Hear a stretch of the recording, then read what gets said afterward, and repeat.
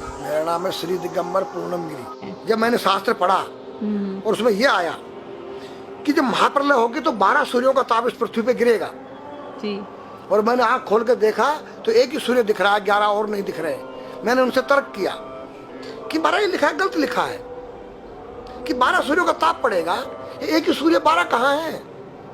तो उन्होंने कहा बेटा ये सत्य लिखा है, जो वर्तमान में हमारा सूर्य का प्रकाश आ रहा है ये केवल 8% आ रहा है।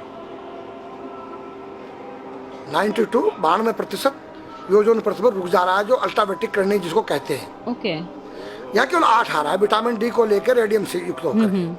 जब ओजोन परत फट जाएगा, टूट जाएगा तो 12 8 96 डिग्री जब तापमान आएगा तो 12 सूर्यों का ताप पड़ेगा, ये पूरी पृथ्वी आग का गोला बन जाएगी। नागा का स्वरूप है जी, ये महादेव का स्वरूप है जी, एक बालक का स्वरूप है जी।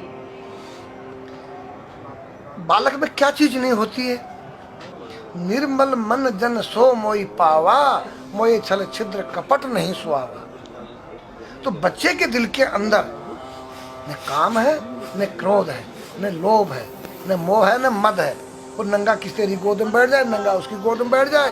तो नागा का रूप एक बालक का स्वरूप होता है जिसके अंदर से विकार रहित हो जाए, उसका नाम नागा है, सन्यासी है, संन्यासमया, तीनों गुणों से रहित हो जाना। ये जो गांजा भांग है ये क्या करता है? तुम्हारी मनोशक्ति को जो है बुरे कामों से डरा देता है, या तो कोई यूज करके देखे। दारू जो है वो तुम्हारी मनोशक्ति को उत्तेजित करता है, पिछली बातों को याद दिलाता है। दूसरा तुम्हारी जो है भांग गांजा तुम्हारी काम वासनाओं को जो है दबा देता है। तो नारी के नंगे स्वरूप को 5 व्यक्ति देख सकते हैं। मेरे पास एक डिश है और जो चुटिया होती है एंटीना है, जो तुम्हारे जो यहाँ से कुछ तरंगे बाहर को जाती हैं, कुछ अंदर को आती है। 5 कर्मेंद्री, 5 ज्ञानेंद्री, 10 उस रथ के घोड़े हैं और बुद्धि रूपी उसमें लगाम है और ज्ञान रूपी चाबुकर बोलने वाला इसमें स्वयं सारथी कृष्ण है। तो आज हमारी संस्कृति बदली गई। ये आज हमारे लड़के लोग खड़े होकर पेशाब कर रहे हैं, ये हमारी संस्कृति नहीं है। न मुसलमानों की संस्कृति है, न हिंदू की खड़े होकर पेशाब करना। जैसे अगस्त मुनि ने 3 चलू में समुद्र पी दिया। मैंने पूछा महाराज वो मामा जी का कितना बड़ा पेट था? वो पृथ्वी पर रहता था, क्या पृथ्वी से बड़ा था उसका पेट जो सारे समुद्र पी गया? मैंने कहा नहीं बेटा, वो एक साइंस थी, उस काल की वैज्ञानिक थे।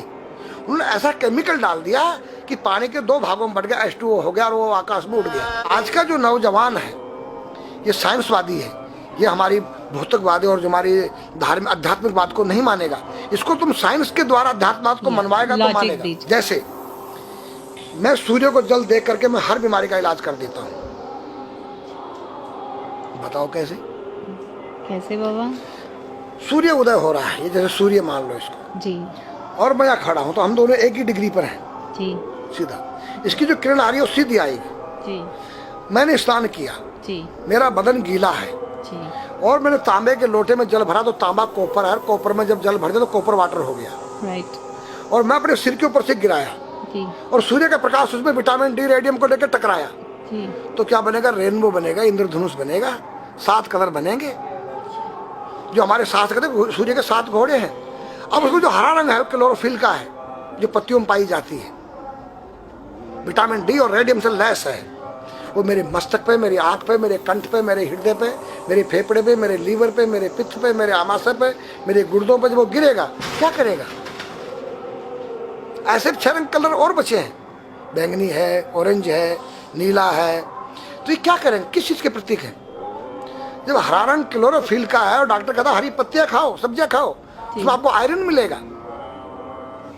तो अब वो जो विटामिन डी से जो हरा रंग पैदा हुआ है सूर्य की किरण से कॉपर वाटर में, वो क्या करेगा? कोई वैज्ञानिक बताए तो सही मुझे।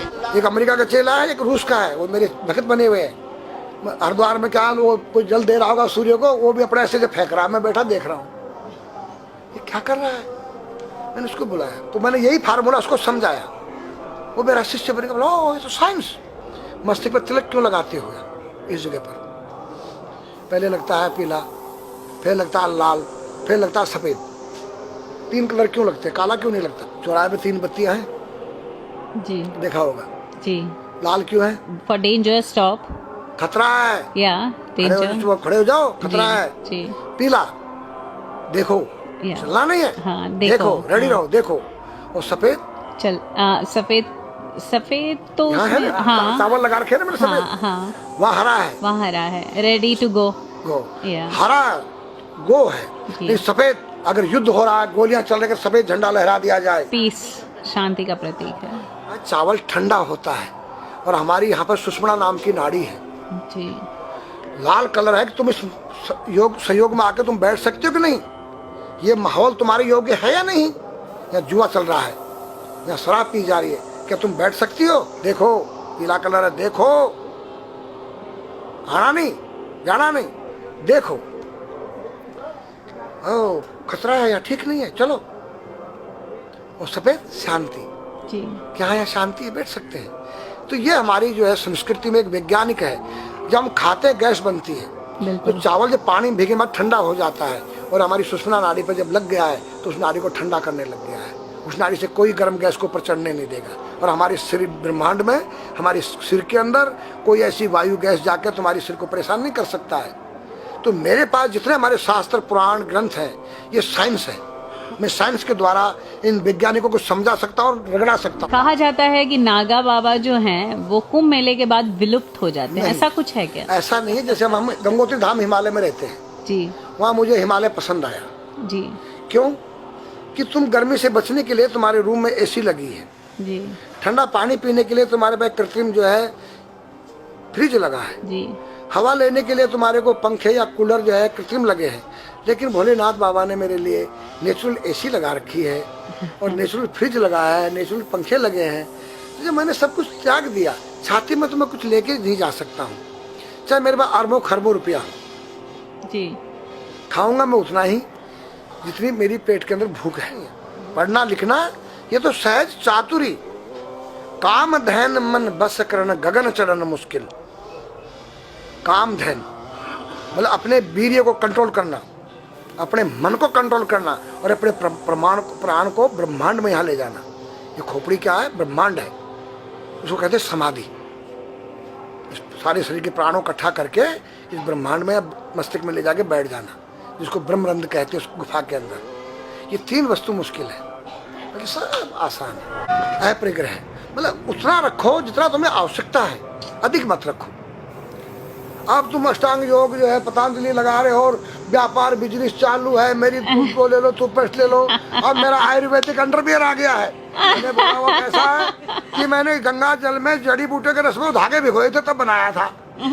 और मेरा दावा है कोई कितना योग कर ले कोई स्वस्थ नहीं रह सकता है, क्यों? खान पीन तुम्हारा केमिकल, वायु में तुम्हारा केमिकल, पानी में तुम्हारा केमिकल। अब जो तुम आरओ का पानी नहीं पी रहे हो, उसके पानी के गुण ही नष्ट हो गए सब। उत्तर को सिर करके सोना क्यों मना किया है साइंस ने? हमारे शास्त्र मना करते हैं। हम उत्तर को सिर करके सोएंगे, दक्षिण को पैर करके। हम जब उठेंगे तो हमारी दृष्टि कहाँ? दक्षिण की तरफ जाती है। दक्षिण में यम का वास होता है। और जब दक्षिण को सिर करके सोएंगे तो हमारा मुंह उत्तर को जाएगा। उत्तर हिमालय है, भगवान शिव का कैलाश है। साइंस कहता है कि पृथ्वी के उत्तर ध्रुव दक्षिण ध्रुव है। पृथ्वी कैसी है पता है? तेरा सिर, सेम तेरा चेहरा 23.5 डिग्री के अंश पर है। ये थोड़ी सी चुटिया नाप लेना अपनी प्रकार लेकर के, तुम भी नाप लेना, तुम भी नाप लेना, मैं भी नाप लूँ चाहे। ये थोड़ी सी चुटिया 90 पर नहीं है, ऐसे तिरछी झुकी हुई है। ये चुटिया ये थोड़ी है,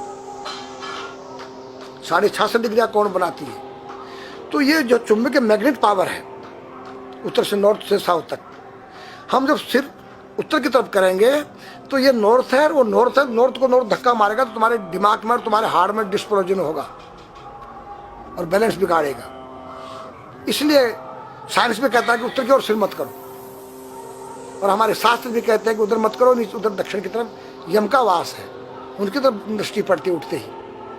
मतलब एक कहने का फर्क है, एक चीज एक ही है। आज हमारे पास योग की विद्या थी, वो गायब हो चुकी है। अब तो जो थोड़ा सा कोई एक चूहा था, वो दुकान में गया, उसको एक हल्दी कंकर मिल गया, बोला हम पंसारी हो गया है। हल्दी मिल जाने से पंसारी बन गया। जो पीटी स्कूल में कभी किया होगा आप लोगों ने, पढ़ा होगा स्कूल हाँ में, जी। उसी को योग कह रहे हैं। योग क्या है? भगवान कृष्ण के पास था, उज्जैन गए थे संदीपनी ऋषि के पास सीखने के लिए। एक ही समय में 16,808 रावणों के साथ बात कर रहे हैं, अलग अलग रूप में। योग से अनेक रूप बन सकते हैं। योग हनुमान जी के पास था। जब लंका में घुसे हैं तो मच्छर का रूप बनाया उन्होंने, मत्स्य के समान रूप धर कपि, मच्छर के समान। जब सीता के पास गए छोटे से बनकर, तो पूछा क्या तेरे जैसे ही है सब? कि हाँ। फिर तो श्रीलंका पे विजय पाना असंभव है। तो हनुमान ने पहाड़ का जैसा रूप दिखाया, हिमालय जैसा। सर्जविन करना, अपने प्राण को निकाल के मुर्दे में डाल देना, उसको प्रकाया प्रवेश कहते हैं, जो आज है ही नहीं, लुप्त हो गई।